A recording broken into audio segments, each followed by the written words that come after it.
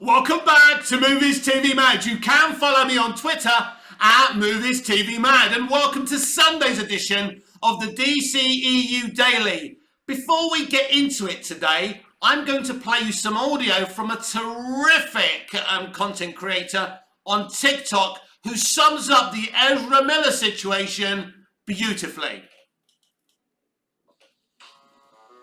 What do you even want me to say? That we should have seen this coming? That Ezra Miller is a danger to himself and others who must be stopped? That their actions could end up dooming the Flash movie and the DCEU as we know it? Or maybe that WB's inaction is only enabling this behavior to continue? If only somebody had warned y'all that the longer WB sits on this, the worse things are gonna get. Oh, that's right, somebody did. But you know what? I'm done. I'm done wasting my breath. Done expecting these morally bankrupt corporations to practice what they preach. Done pointing out the hypocrisy and the fact that WB has fired and blacklisted all these other actors for far less because they don't care. And I get that the Flash movie has already been shot. I get that it's too late to take them out. Fine. But I'm gonna remember this. So I better not hear about y'all firing somebody over 10-year-old tweets again. I better not hear about y'all firing somebody over allegations without any evidence. I better not hear any of these corporate fat cats from Warner Brothers getting on their pedestal talking about how they hold their actors to a higher standard. Because here you have this actor who goes around physically assaulting people, throwing chairs at people's heads, sending out death threats, and now allegedly grooming minors? And y'all choose to do nothing. Y'all have no problem pumping out this Flash movie with his face plastered on all the billboards. If you tweeted something offensive 10 years ago or publicly called out one of our directors for toxic behavior, oh, you'll never work in this town again. Get the fuck out of here. Guess what? Almost all the people that Ezra Miller has assaulted so far have been women. It was a woman that he chokeslammed to the ground in 2018. It was two women who he got into a fight with at that karaoke bar. And it was a woman whose head he threw that chair at. And now it's a young woman that he's allegedly grooming. So I can't wait to see the next time Warner Brothers tries talking about what a feminist organization they are. So yeah, I feel like I've said all I can on this topic. WB, get it together. Oh, and Ezra Miller, if you're watching this, you a bitch. I couldn't have said it better myself, my friend. I couldn't have even said it as well as you said it, but it absolutely sums it up. And, you know, beautifully put by that TikTok content creator. An utter mess. And now, apparently, Ezra Miller has gone missing since the grooming allegations. What's also gone missing is common decency and morality from Warner Brothers Pictures. And if David Zaslav isn't careful, people are going to start thinking he's soft on things like this. At the moment, we're blaming Warner Brothers Pictures and not David because it looks like he's removing the rogue elements from the studio and everything that's been hurting the DC Extended Universe for so many years. But be very wary, David Zaslav, because we're coming for you as well. Of course, one person who knows exactly where Ezra Miller is Toby Emmerich, because I'm pretty sure he told him to disappear once the allegations came out. Surprise, surprise, yesterday we had a lovely picture of Journey Smollett as Black Canary. Yes! That's made me forget about Ezra Miller being an alleged groomer. Definitely. Don't care about that anymore, right? Oh, the other day, the day before. What was his name? I forgot. But one of the guys who apparently works on this imaginary Green Lantern Corps streaming show was talking about on a podcast, about writing the Green Lantern series finale. This is a show that's been in creative hell for 2 years. And he's talking about the finale. A finale we're probably never going to see. Do you know there's no production date for the Green Lantern Corps show yet? So this absolutely sums it up. So yes, Ezra Miller has disappeared. Of course he has, because this studio is desperate to release this movie. Because as I keep on saying, they believe they've got hot property. They think Michael Keaton's going to sell this movie. And to a lot of people are going to go and see this movie because of Michael Keaton. Here's the thing.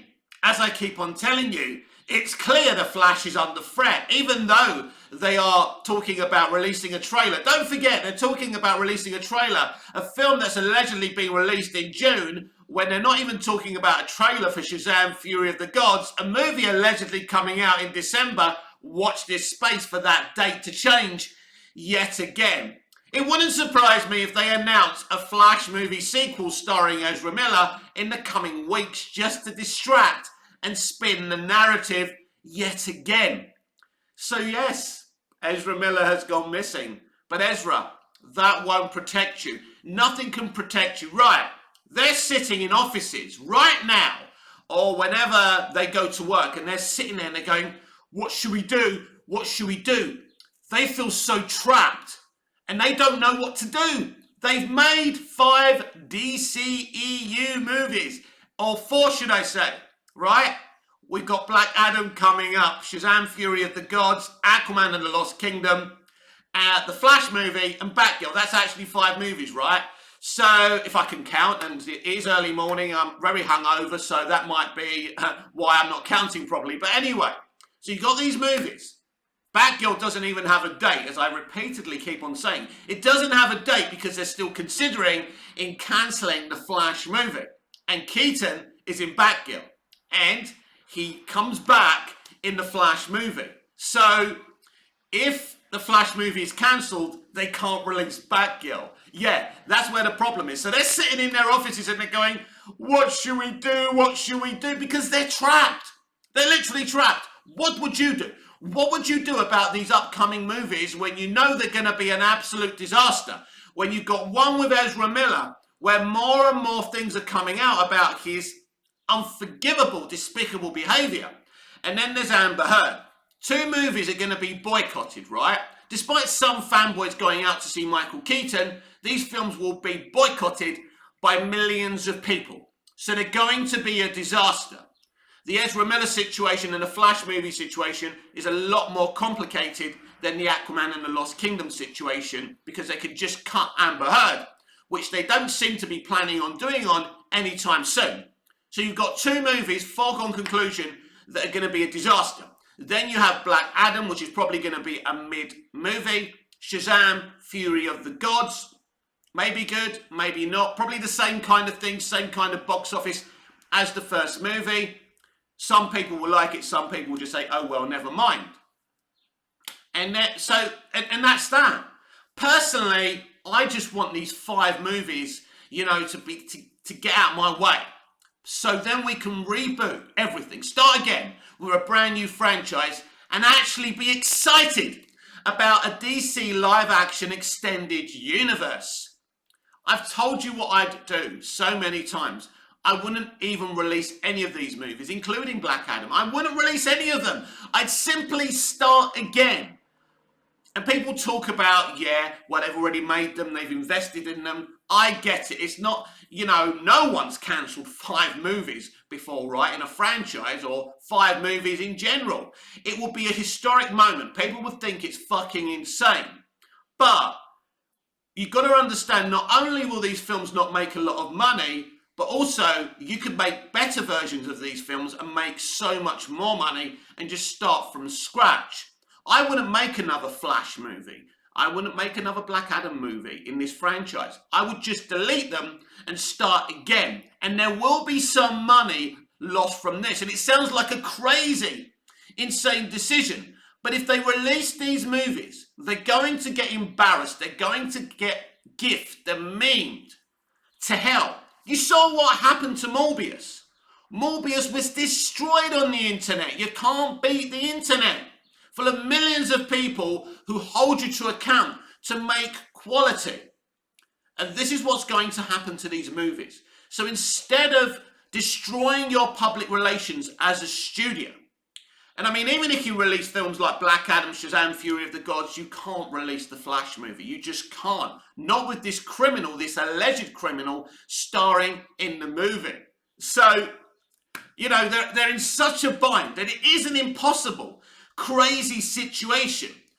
But for sure, if they weren't thinking about halting the Flash movie, they would have given us a date for the Batgirl movie. I know how this industry works. That's what's going on. That's why you don't have a date for the Batgirl movie. So this situation is continuing to be in flux. They continue to talk about films and projects that David Zaslav has secretly cancelled already, aka Green Lantern Corps, aka the Black Canary TV show or movie on streaming, or however they were going to release it.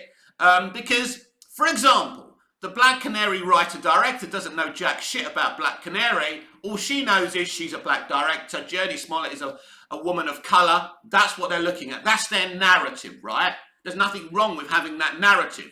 But when you're dealing with my comic book characters, I don't want your identity politics put into the mix, like in Birds of Prey, which was an absolutely terrible film, and it was a flop. So David Zaslav's probably cancelled half of this stuff that Emmerich is using to distract the narrative.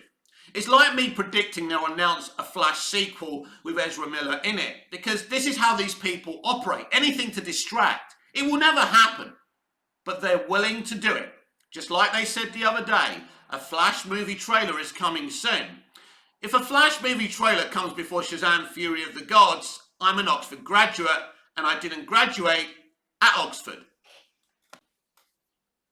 I am still disgusted to this day that we were robbed of the Snyderverse. Yes, I've said for a long time Christopher Nolan shouldn't have been brought on board just because of the Dark Knight trilogy. That he should have brought on Zack Snyder, because if you want a successful mainstream universe to make loads of money, you don't bring on those people because they're visionaries. And those kind of people don't bring in the kind of fake MCU mainstream audience to give you $1 billion a picture. But that doesn't mean I don't appreciate what Snyder actually did. Because what Snyder actually had was a vision and an identity, and he was making compelling DC movies. I love Zack Snyder as a director. Let's not get that twisted. So I think it's absolutely disgusting that he was removed. But of course, Ezra Miller is putting the restoration of the Snyderverse, at risk, as well as, the future of the Hamadaverse that has less of a future, in my opinion, than the Snyderverse. So I'm going to read an article in a minute where we look back at Matt Reeves saying that Ben Affleck's The Batman movie was a pretty bold, brilliant movie, a kind of action-packed, dark, violent James Bond kind of movie. I like The Batman, and I don't want a war between the Batman and the Batman of Ben Affleck. This is not what I'm here to do. I'm saying that Ben Affleck, let's not forget, a critically acclaimed, Academy Award-winning director, was going to star, write, and direct a Batman movie. Basically, Batman versus Manganiello's Deathstroke. Take my fucking money now. Well, you can't, because you cancelled the movie. Because from the moment Ben Affleck announced he was only starring in the movie and not directing it, basically, we knew that film was never going to happen. They were just feeding us the bad news very slowly. This was going to be a great movie. This was going to be a psychological thriller. It was going to be the mind of Batman and Bruce Wayne, and that's an intelligent character, versus Deathstroke, another formidable, intelligent character. This would have slotted in beautifully within the narrative of the Snyderverse, but we didn't get it. They basically just booted away a critically acclaimed director, actor, writer like Ben Affleck. This is the guy who co-wrote as his first writing project, Good Will Hunting, with his good friend, Matt Damon. So he's a good creative, right? Whether you like him as an actor or not, he's good at what he does. And he's a great Batman and Bruce Wayne. Let's not get that twisted as well. So we were going to get an epic, and I think it would have been about 3 hours, 3-hour epic thriller. And I think it kind of comes in just before Justice League 2. I think that's what it was supposed to do, or number 3, or whatever. It would have been amazing. It's like we've been robbed. It's just like how we've been robbed of Man of Steel 2 and Henry Cavill's Superman. Do you get it? Do you see it? We have been robbed of greatness. As I say, I like the Batman, but in truth, I would have preferred to see Ben Affleck's The Batman movie, because this was going to be excellent. Now, what's interesting is, while I was sitting there watching the Flash movie test screening, and the highlight of the film for me is the Ben Affleck's Batman footage. At the beginning of the film, I'm not going to spoil it, but I'm going to say it's amazing. And I have a feeling that Ben Affleck wrote this portion and directed this portion, as well as starring and acting in this portion of the film. It's got Ben Affleck's fingerprints all over it, and it's fucking wonderful. And I kind of feel it's the kind of thing we would have had in Ben Affleck's The Batman movie, When I think about that movie, when I think about Batman having his life crushed and destroyed and potentially Jeremy Irons' Alfred killed in that movie, I think, wow, that would have been simply on another level. And it's something else that this incompetent studio and Toby Emmerich have stolen from us. And I'm absolutely disgusted yet again. The Batman Matt Reeves says Ben Affleck's version could have been a very exciting movie. By Jamie Girac of Comic Book. Ben Affleck will soon be reprising his role as Batman in Andy Muschietti's The Flash, if you ever get to see it. But the actor was originally supposed to get his own standalone Batman film before Robert Pattinson took over the role in Matt Reeves' The Batman. Affleck developed a standalone movie set in the shared DC Extended Universe and was attached to direct the screenplay he had co-written with Geoff Johns about Batman battling the assassin Deathstroke. However, Affleck dropped out as a director in 2017 and Warner Brothers brought in Reeves, who ultimately turned down directing Affleck's script in favour of the rebooted version that was released earlier this year. Do you know what? How amazing would that have been? Matt Reeves directing Ben Affleck in Ben Affleck's written movie alongside Geoff Johns. I think that movie would have probably made more money than The Batman. Controversial opinion, but it's my opinion after all. Released earlier this year, despite going in his own direction, Reeves recently told Jeff Goldsmith on his podcast that Affleck's version could have been a very exciting movie. The movie was originally going to be directed by Ben Affleck, and the script they sent me had been written by Ben, but rewritten by another, very talented writer, and when I read it, so this is interesting, was rewritten by another writer. So this is why I think Geoff Johns' name's attached to it. I think they were trying to drive. This is what they were trying to do. This is obvious. Don't forget, Matt Reeves has confirmed they wanted him. The studio wanted him to direct Ben Affleck's Batman movie. So this is what I think happened. Ben Affleck and Geoff Johns didn't write Ben Affleck's Batman movie together. I think Geoff Johns rewrote Ben's movie. They were doing exactly what they did to Justice League and David Ayer's Suicide Squad. They were doing this shit all over a fucking again. I was like, oh, I get it, Reeves explained. It was a standalone Batman film that was centered on Ben's version of the character, but it was more action-driven than what I felt I could do. I didn't connect to the movie in terms of me as a filmmaker. It was very James Bond. Ian, it was filled with a lot of set pieces. It could have been a very exciting movie for someone else to do, but it wasn't for me to do. Reeves added, interestingly, I think Ben wasn't so sure he wanted to do it because he ultimately stepped away from doing Batman altogether, probably because of the choices in his life at the time and what he wanted to do.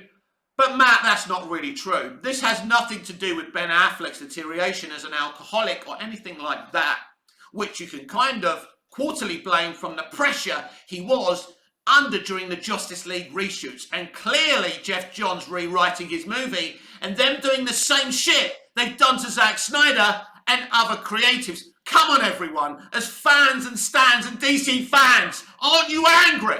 Aren't you angry that you could have seen this movie and it was robbed from you, like Man of Steel 2's been robbed from you, and like how they've robbed everything else from us? Aren't you angry? And you're just accepting the shit that you're getting now. Mundane, mid, pieces of shit. How much more can we as fans take? I said, look, I think maybe I'm not the person to do this. Reeves previously said of an Affleck starring Batman, and I explained to them why I love this character. I told them that there have been so many great movies, but if I were to do this, I'd have to make it personal. So I understood what I was going to do with it, so that I know where to put the camera, so that I know what to tell the actors, so that I know what that story should be. Ben Affleck's Batman returns in The Flash in theatres, blah, blah, blah. Right, we don't know if you guys, because I've seen it, I've just pretty much told you that the Ben Affleck opening sequence of the Flash movie is fucking beautiful. And I don't believe Andy Muschietti directed that portion of the movie. Ben did that. If you want to know how Ben Affleck's Batman movie was going to be, I hope And I mean, a part of me doesn't want the Flash movie released because of this man, Ezra Miller. But you know what? I hope even if they don't release that movie, that you get to see it on YouTube or something like that. Because it's a stunning sequence, and I think it's what we would have got in the Batman movie by Ben Affleck. Ben Affleck wanted to do this, and they drove him crazy. They drove him mad, and he had to go and step down. This is what they did to Zack Snyder. We were robbed of the Snyderverse. We were robbed of David Ayer's Suicide Squad movie. No radio music, a composed score. A brilliant movie that we've been robbed of. We keep on getting robbed and robbed and robbed yet again, and we take it on the chin. And like me, I was a dumbass. I was ignoring all this bullshit. I fought for the Snyder Cut, but then they told me they were going to give me an exciting multiverse strategy with Supergirl. At the time, I thought Supergirl would stand alongside Superman, but I didn't know what these bastards were up to. So we keep on getting robbed by... And on the other side of the coin, Kevin Feige and the MCU keep on giving the fans and giving and giving. I spoke about my excitement for a Thunderbolt movie. Wow, wow, wow. Their version of the Suicide Squad.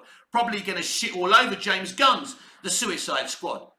Feige keeps on delivering, and this toxic, incompetent studio keeps on taking away things. And now they're protecting Ezra Miller and their little Flash movie. But it's not going to work, Toby. You've lost the battle.